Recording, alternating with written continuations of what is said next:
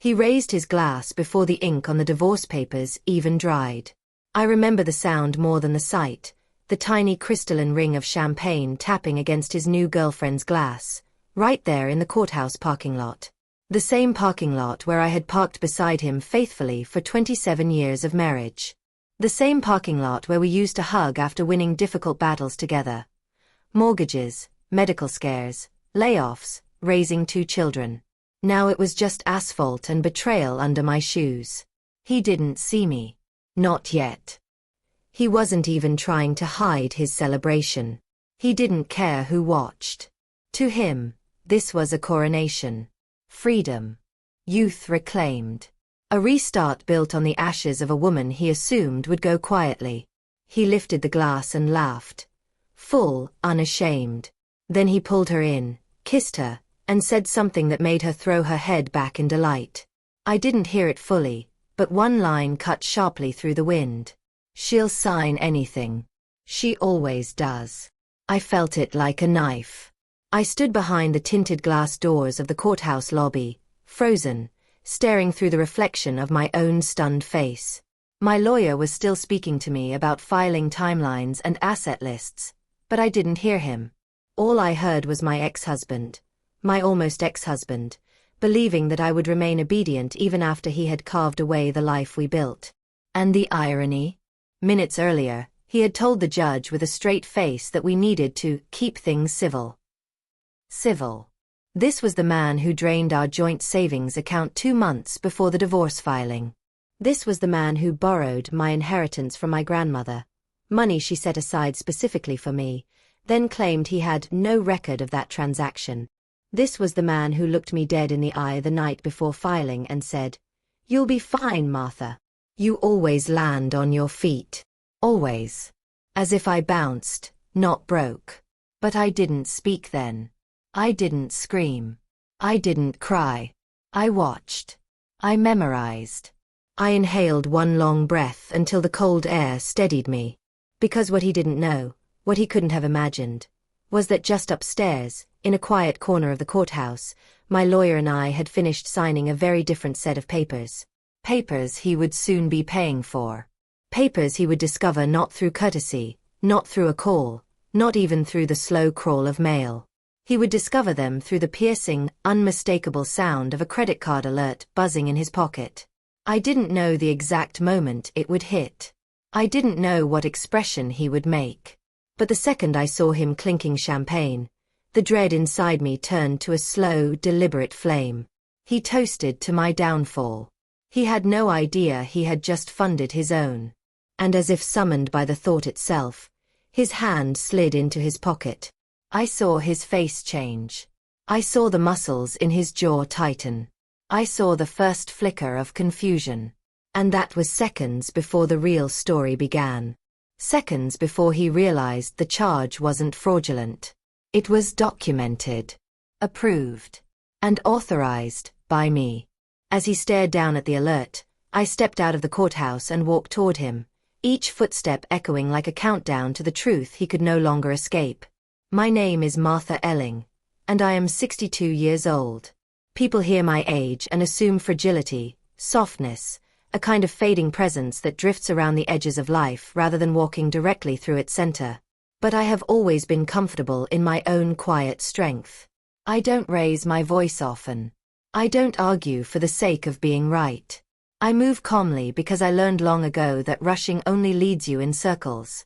That, perhaps, was my mistake during my marriage. My husband, now my ex-husband, though the ink is hardly dry, was a loud sort of man. Loud in confidence, loud in decision-making, loud in the way he believed the world would catch him no matter how recklessly he fell. And I was steady. The ground he took for granted. I built a career as a school librarian for 38 years. I lived in stories, other people's stories, but I always kept my own neatly folded in the corner like a silk handkerchief. Beautiful, sentimental, seldom touched. It's strange how a life can feel both full and underlived at the same time. I raised 2 children, both grown now. One lives 3 states away, the other currently backpacking through Europe after quitting a job he hated. I supported them, I supported my husband, I supported my aging parents, and somewhere along the way, the quiet parts of me became invisible to the very man who once admired them. I am not weak. But I was overlooked. And when a woman is overlooked long enough, she becomes one of two things, brittle or sharp. I chose sharp. Not out of vengeance, not the violent kind at least, but out of self-respect. The kind of revenge that stands upright, dignified, holding both truth and evidence like a well-lit mirror. My lawyer, young, brilliant, maybe 35 at most, told me during our first meeting, "Mrs. Elling, you're remarkably calm." I smiled and said, "Calm isn't the same as unaware." I knew more than my husband believed. About the money. About the lies.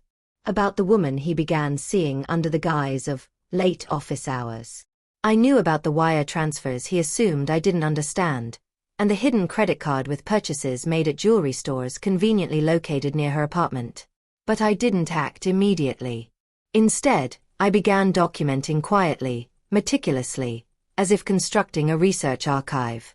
Each receipt, each message, each time-stamped bank statement was another tile placed carefully into the mosaic that would later become my escape route. And my protection. Now, standing there as he checked the alert on his phone, I felt something unexpected. Not anxiety, not anger, but alignment.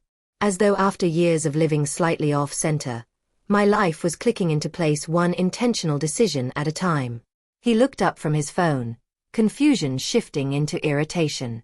"Martha, what did you do?" What I did was the beginning of a very long answer. But before I could speak, the woman beside him folded her arms and sneered. "Whatever it is, it won't matter." Oh, how wrong she was. I didn't answer her. Not yet. I simply looked at the two of them, their bodies angled toward each other, mine standing alone, and felt the years of our family dynamic pressing against my ribs like a memory too heavy to hold. Ours had once been a warm home. Not perfect, not effortless, but warm. I cooked Sunday dinners. He handled the garden. We raised our children with patience and humor. We laughed most evenings, especially in the early years, when everything felt like possibility instead of pressure. But even then, the imbalance was there. Subtle, quiet, almost invisible. He made decisions. I accommodated decisions. He planned projects. I made them happen. He set the tone. I maintained the peace. I thought that was partnership. I thought that was love. Two people stepping into different roles but holding the same vision. But the truth was simpler and far colder. My dreams were optional. His were mandatory. I didn't realize how skewed it had become until our daughter years ago asked me why I always said, "We decided," when it was clear he had decided. Children see what adults learn to ignore. Still, I stayed. Not out of fear. Out of investment. You don't throw away nearly 3 decades lightly, even when the cracks begin forming beneath the wallpaper. Even when you spend holidays pretending your smile is natural. Even when you find earrings in his car and he says they're from a coworker who lost them days ago. You stay. Until the staying becomes more painful than the leaving.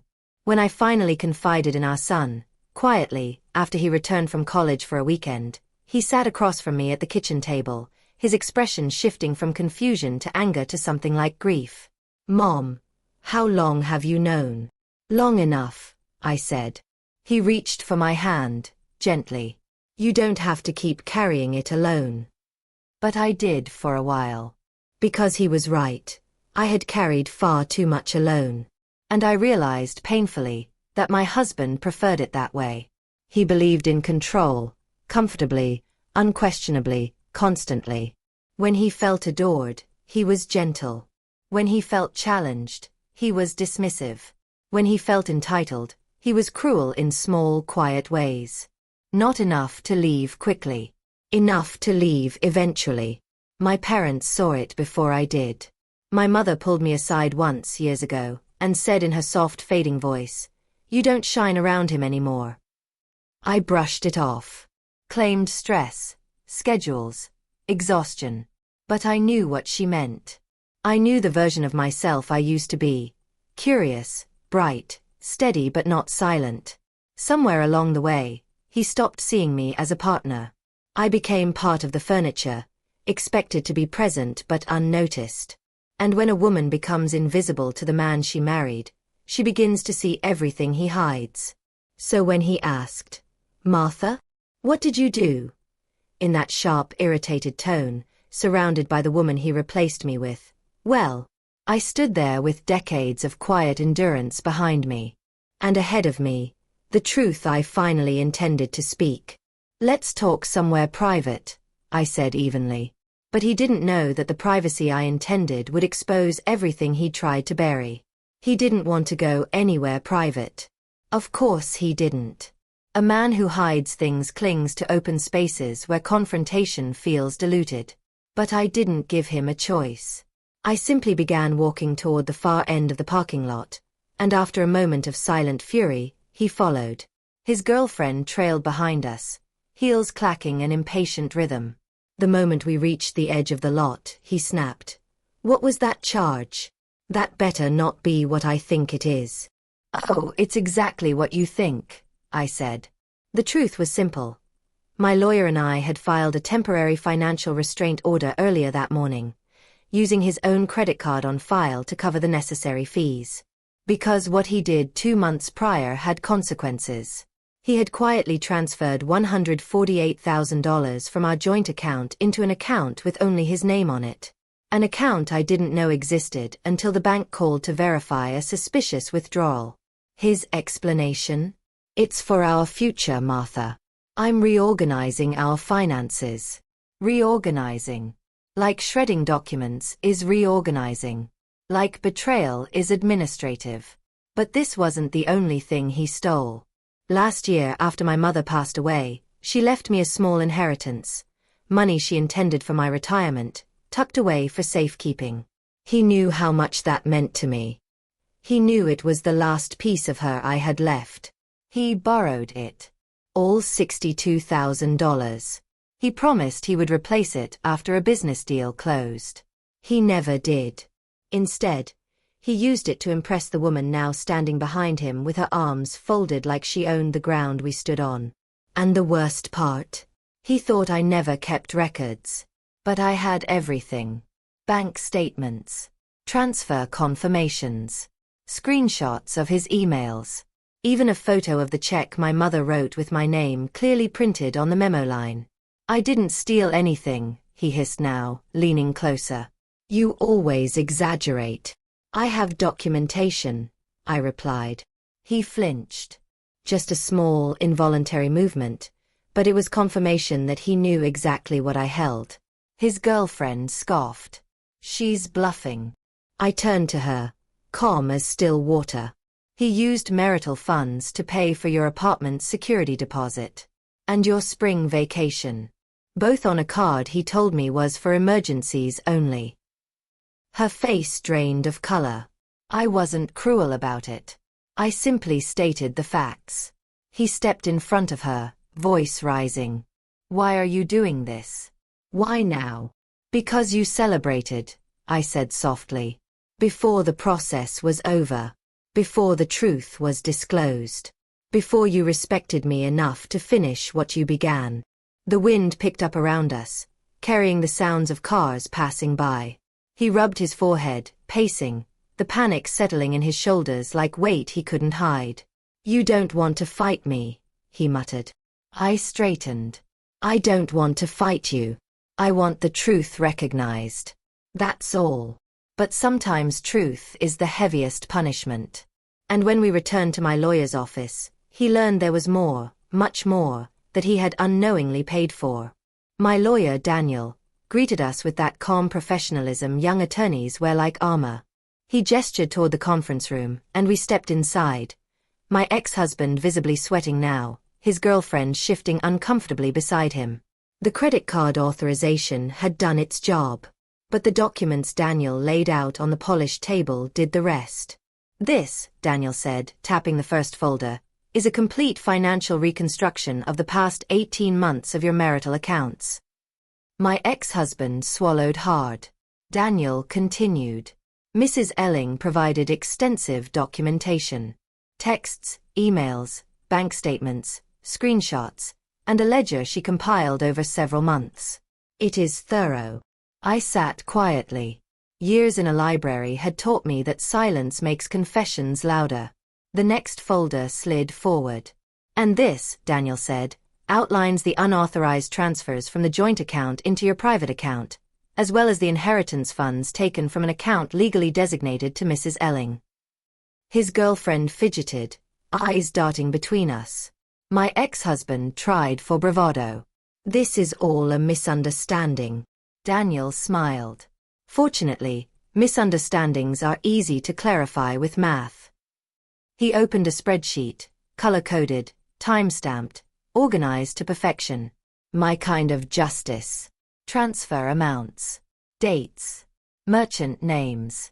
ATM withdrawals near hotels he claimed were work conferences. Plane tickets purchased at 2 a.m. restaurant charges for 2, never 1. A jewelry purchase made the same week he told me we needed to tighten our budget. I watched him study the pages, his face slowly folding into itself. This is invasion of privacy, he stammered. You left the bank accounts open on a shared computer, Daniel replied evenly. Mrs. Elling accessed nothing that wasn't legally accessible to both of you as marital partners. His girlfriend's voice cracked. You told me. He shot her a look that could shatter glass. But Daniel wasn't finished. He placed one last folder at the center of the table. A small one. Thin. Unassuming. And finally, this is documentation of the property title you attempted to transfer into your name only 3 weeks ago. My ex-husband's spine stiffened. Yes. The house. The home I maintained. The garden I tended. The mortgage I helped pay. He tried to quietly rewrite ownership, assuming I wouldn't notice. But the slip was caught at the county clerk's office when a clerk recognized my name and called to confirm the signature. He didn't know I knew. Until now. Daniel folded his hands. Mrs. Elling has grounds for full financial discovery, restitution, and if she chooses, a formal fraud complaint. My ex-husband paled. His girlfriend whispered, horrified, Is any of this false? He didn't answer. Because he couldn't.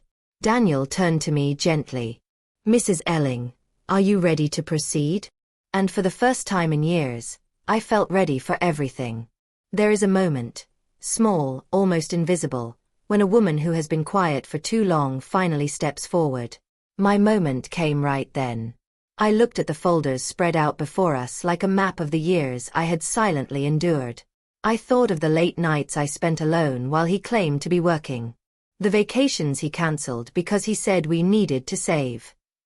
The way he criticized my spending habits when I bought simple groceries, all while he funded a second life. Daniel waited for my answer. Yes, I said. Proceed. My ex-husband exhaled sharply, almost a laugh. You're not serious. But I was. In every possible way. This isn't revenge, I told him. This is accountability. He paced again, hands on his hips. Do you have any idea how much damage you're causing? I met his eyes. You caused it. I'm just naming it. His girlfriend sat frozen, shocked into stillness. I turned to Daniel.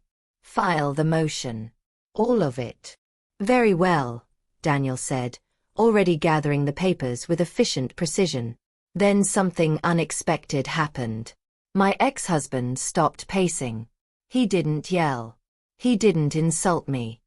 His shoulders sank, his mouth tightened, and he looked at me as if I were a stranger who had stepped into his narrative without permission. You were supposed to make this easy, he whispered. There it was. The truth he'd been thinking all along. I wasn't a partner. I was convenience. I felt no anger, only clarity.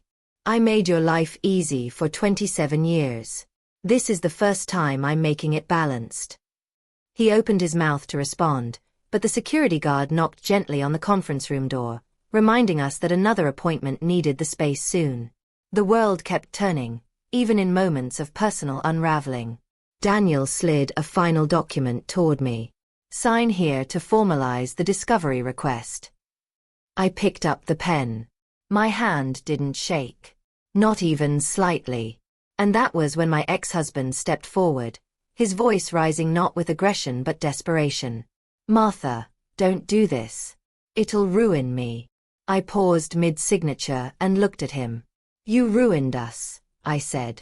I'm just done being quiet about it.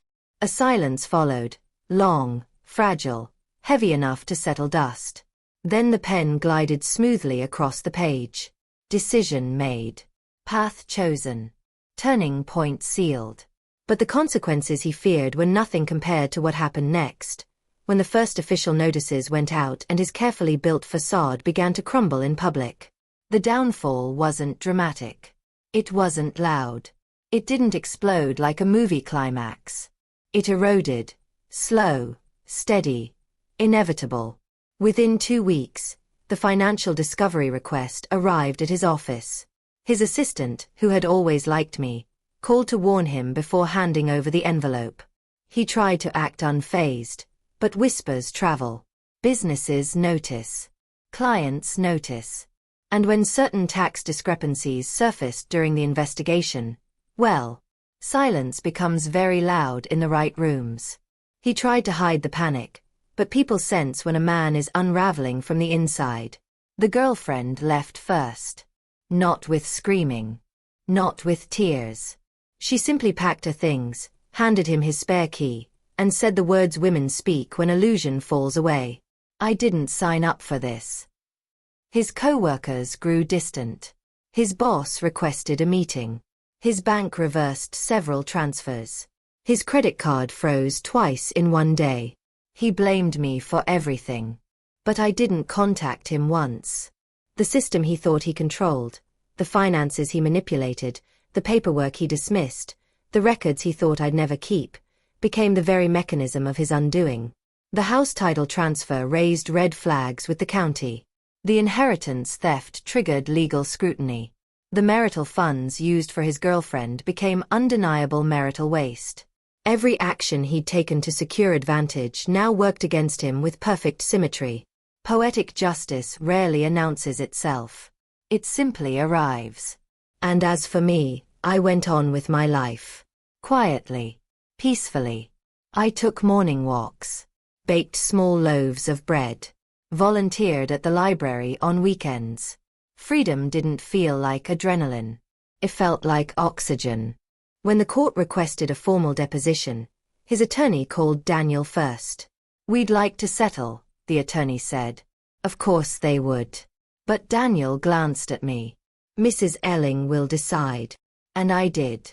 Clearly. Calmly. Ethically. We agreed to a settlement that restored every cent he had taken, plus restitution for the inheritance, plus my share of the home, plus legal fees. Every number backed by evidence. Every clause precise. He never looked at me during the signing. Not out of anger. Out of shame. The downfall wasn't the loss of money. It was the loss of the version of himself he wanted the world to believe. He asked to speak to me alone afterward. And what he said became the beginning of the end. For him, and for the part of myself I had carried for too long. We stepped outside the office after signing the final settlement. A quiet spring breeze moved through the parking lot. For the first time in years, I felt no weight on my chest. Not fear. Not grief. Not resentment. Just space. He stood beside me awkwardly, hands shoved into his pockets, eyes darting everywhere except toward mine. Finally, he exhaled shakily and said, I never thought you'd actually leave. Leave. As if that was the wound. I didn't respond. He continued, you were the only stable thing in my life. I thought you'd just keep things together. I did, I said. Until the only way to keep myself together was to stop keeping you together. He swallowed hard. I know I messed up. But he didn't apologize. Not truly. Not in the way that acknowledges the depth of impact. He recognized consequences, not harm. I didn't think you noticed half of what I did, he admitted. That was the mistake, I replied softly. You assumed my silence was ignorance. We stood there in the fading afternoon light, two people who had once built a life together, now standing in the ruins he created. I didn't feel triumph. I didn't feel vindication. What I felt was closure, earned, steady closure. I hope, I said gently, that you learn from this. He didn't answer, but the tremor in his breath told me he felt the truth of it. I walked away. Not quickly. Not dramatically. Just forward. At home, I brewed tea. I opened windows. I let sunlight fill rooms that had felt dim for years. I touched the walls I had once cleaned while he criticized my poor time management. I sat at the kitchen table where I had cried quietly into cups of cooling coffee. And I let myself breathe. I slept well that night, deeply, peacefully, for the first time in a long while. The next morning, I began rebuilding the pieces of my life that had sat untouched for too long. I signed up for a watercolor class. I joined a book club. I called my children and told them everything had been resolved. My daughter cried. My son said, "I'm proud of you, Mom." Their support stitched me back together in ways I hadn't expected. I didn't need revenge. I needed truth. And truth delivered. But the real lesson, the one I carry now, and the one I share with anyone who listens, came later, when I realized what this journey truly taught me. People often think revenge is fire. Hot, consuming, spectacular. But that kind burns out fast and leaves only smoke. The kind of revenge I believe in is different. It's truth. It's documentation. It's stepping out of the shadows of your own silence and saying, "This happened, and I will no longer pretend it didn't." My journey wasn't about punishing him. It was about reclaiming myself. At 62, I discovered something women my age aren't often told. You are allowed to begin again. Not as an echo of your former self. As the truest version of who you've always been. I learned that quiet women are not weak. We are observant. We are strategic. We are oceans that people mistake for ponds. I learned that endurance is not the same as acceptance. And that peace is often found only after we stop excusing other people's storms. Most importantly, I learned that betrayal doesn't define you, your response does. I responded with clarity.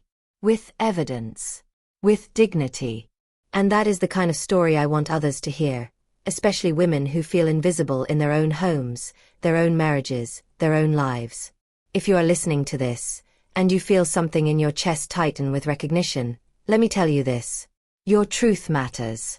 Your boundaries matter. Your voice matters, even if it trembles at first. And starting over is not a failure. It is a reclamation.